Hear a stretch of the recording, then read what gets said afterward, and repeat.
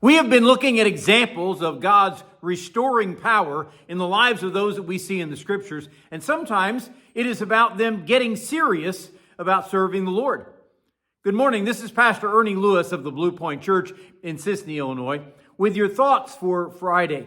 In Acts chapter 13, Paul and Barnabas were set aside by the church to go out as missionaries, and they began their journey heading out to the island of Cyprus.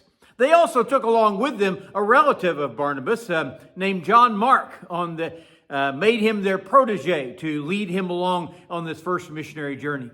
Well, after preaching in two of the main cities of Cyprus and facing a sorcerer, some evil spirits who opposed him, John Mark had seen enough, or maybe he was homesick, for whatever reason anyway. He left them and returned to Jerusalem, and they set sail to go to Perga and other cities to preach. Perhaps John Mark was too young for this journey. Maybe he was spoiled as a young man and didn't like the life of a missionary. Or maybe he was not just mature enough to take on the missionary life like Paul and Barnabas were. So when it came time to set out on their second missionary journey, Barnabas called for John Mark to join them again. But Paul refused, more or less calling him a quitter. So Paul joined up with Silas and took another direction. Barnabas and John Mark got together and went out on their own missionary journey.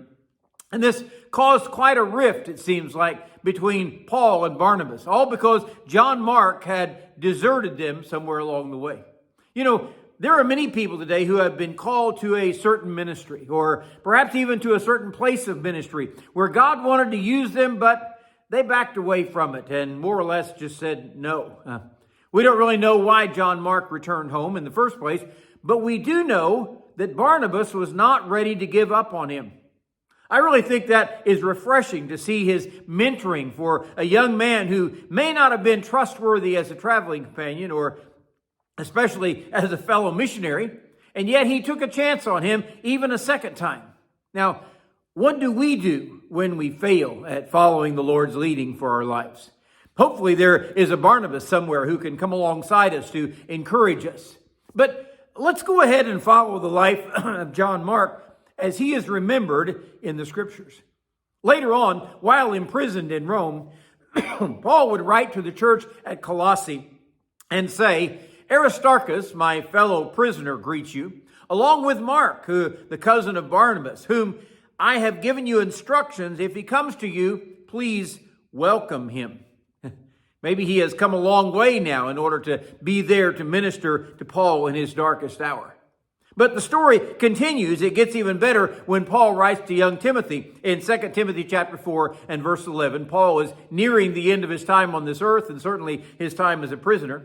And he writes, "Only Luke is with me. Get John Mark and bring him with you, for he is useful to me for the ministry." Wow. It seems like John Mark has made a turnaround here. He has proven that he is not a quitter, that he is a committed disciple of the Lord Jesus Christ. He is willing to come and help Paul, and Paul, of course, calls him a fellow worker.